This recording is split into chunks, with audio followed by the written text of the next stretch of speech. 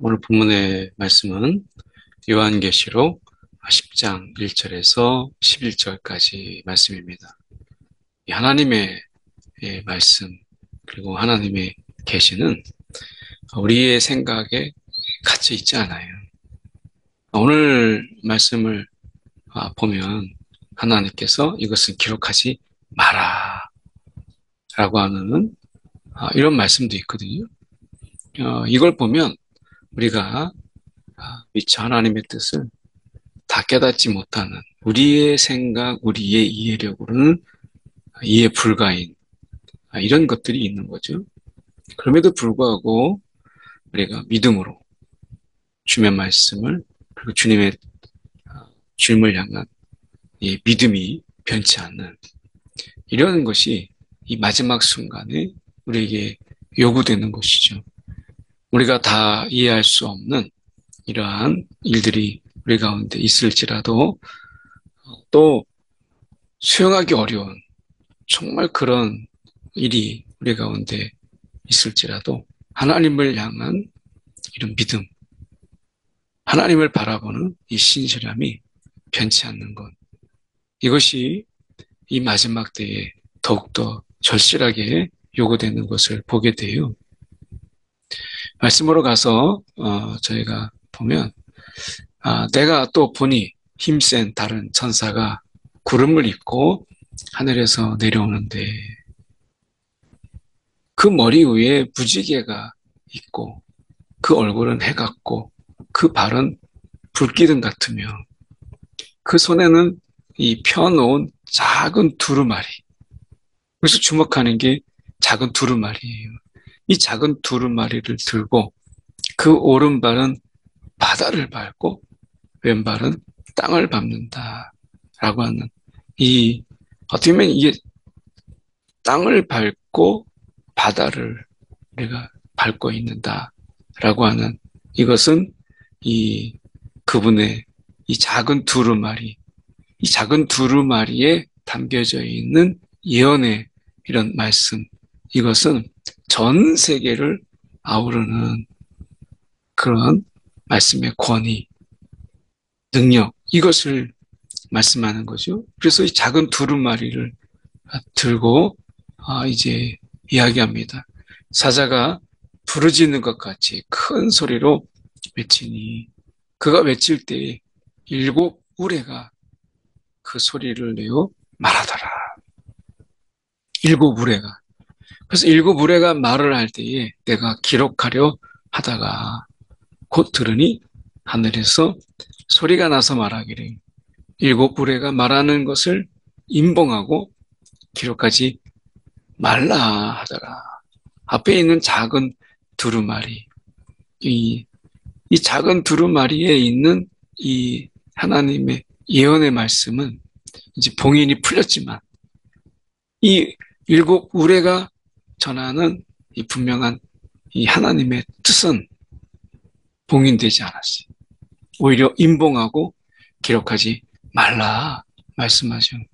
이것은 우리의 삶 속에서 하나님의 뜻이 분명히 있지만 우리가 정말 수용 불가한 이런 일들이 우리 가운데 있을 것을 말씀하는 거죠. 앞으로 있을 수도 있지만 우리가 지난 신앙의 경륜 속에서도 보면 정말 왜 하나님이 이렇게 하실까? 뭐 이해 불가한 어려운 이런 일들이 있잖아요. 자녀를 잃는다든지 사랑하는 사람을 우리가 잃는다든지 또는 막 힘들 때 더 어려운 일이 막 닥친다든지 이런 순간들이 있지 않겠어요? 그럴 때 정말 하나님이 왜 이런 것을 허락하셨을까라고 하는 이런 모습을 보게 돼요. 이 어머니가 이제 치매로 인해서 어려움을 당하고 기억을 다 이제 하나씩 하나씩 잊어버리는 그런 모습 속에서 예배를 드리러 와도 이게 예배인지를 모르는 이런 속에서 그 모습을 이렇게 뵈면 참 마음이 아프죠. 왜 이런 일이 이렇게 빨리 더 만약에 치매가 와야 된다면 아흔이 넘어서 이제 잠깐 있다가 그렇게 주님께 돌아가면 좋은데 이런 생각이 들어요. 정말 이해하기 어려운, 정말 수용하기 힘든 이런 일들이 우리 가운데 있죠. 그럼에도 불구하고 하나님의 뜻을 알 수 없지만 하나님을 향한 그 믿음, 우리가 잃지 않는 것 중요하죠. 하나님의 뜻을 이해할 수 없지만 하나님을 향한 우리의 믿음은 잃지 않는 것. 이게 중요하죠. 그래서 일곱 의뢰가 말한 것을 인봉으로 기록하고 그 인봉하여서 기록하지 말라. 이렇게 이제 말씀하시죠.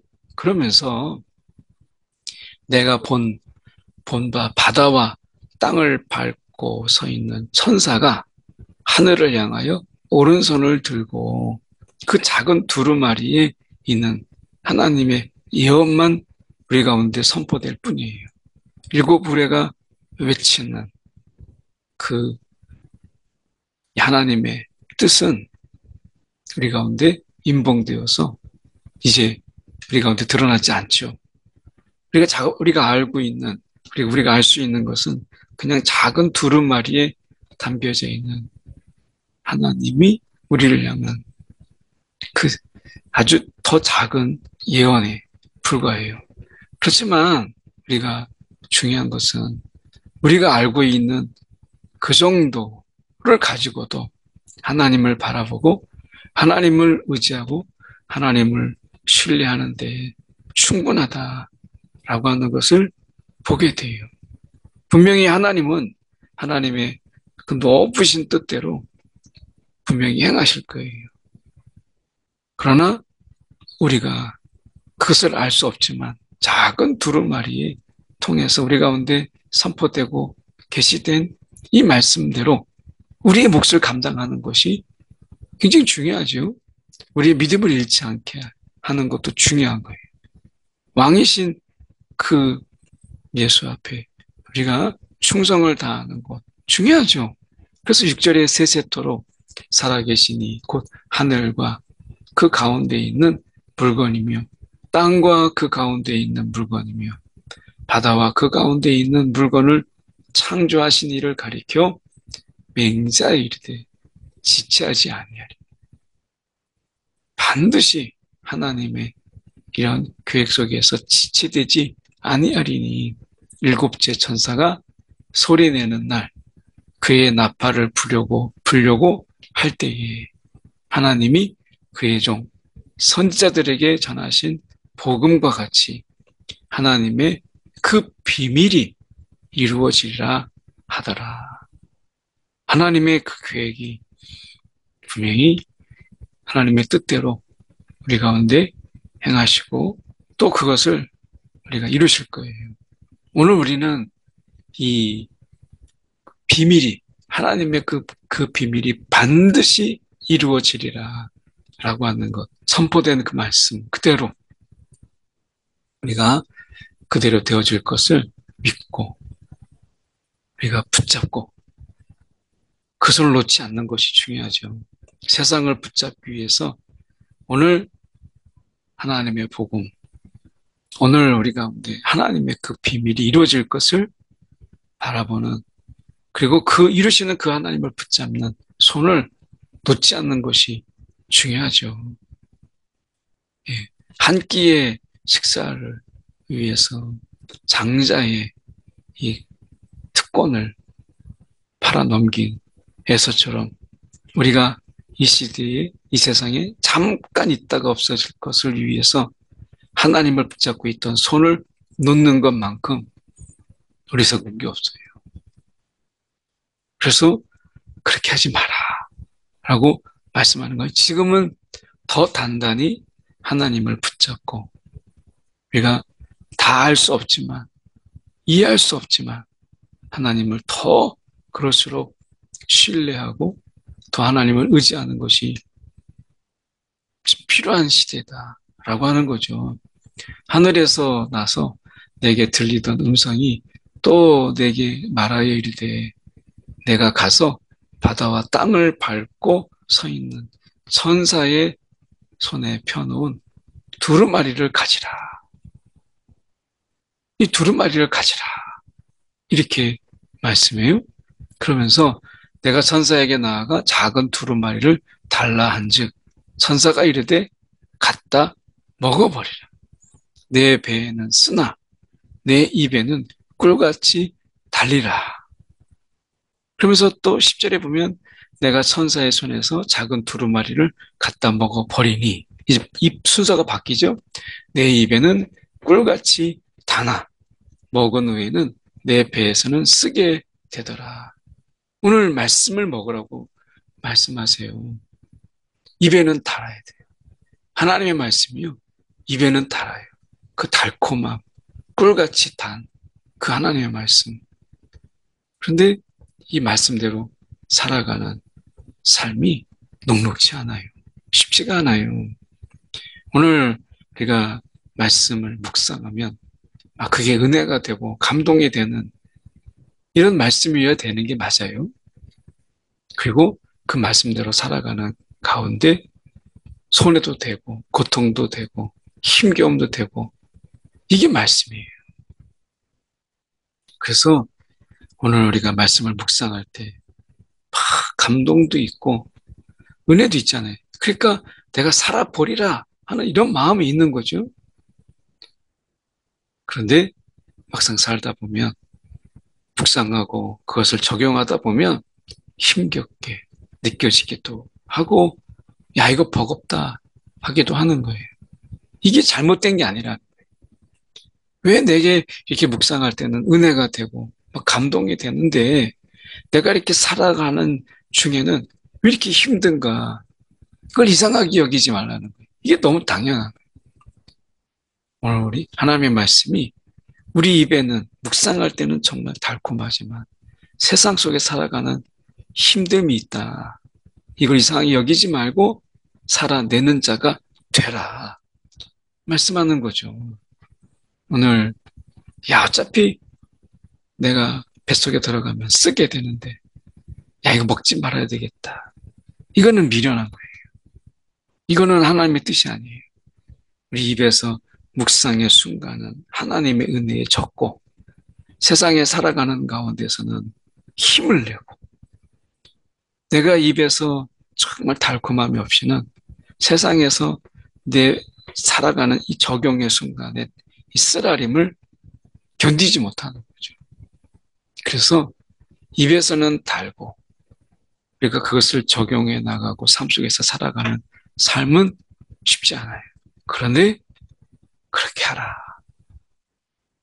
그렇게 하라. 말씀대로 그냥 바보처럼 세상에서는 우리가 여겨지더라도 그렇게 살아가는 자가 되라. 라고 말씀하시는 거죠. 예수님께서 이 땅에 오셔서 우리가 그의 삶을 가만히 보세요. 우리의 믿음의 관점에서가 아닌 세상의 관점에서 보면 이처럼 바보가 없어요.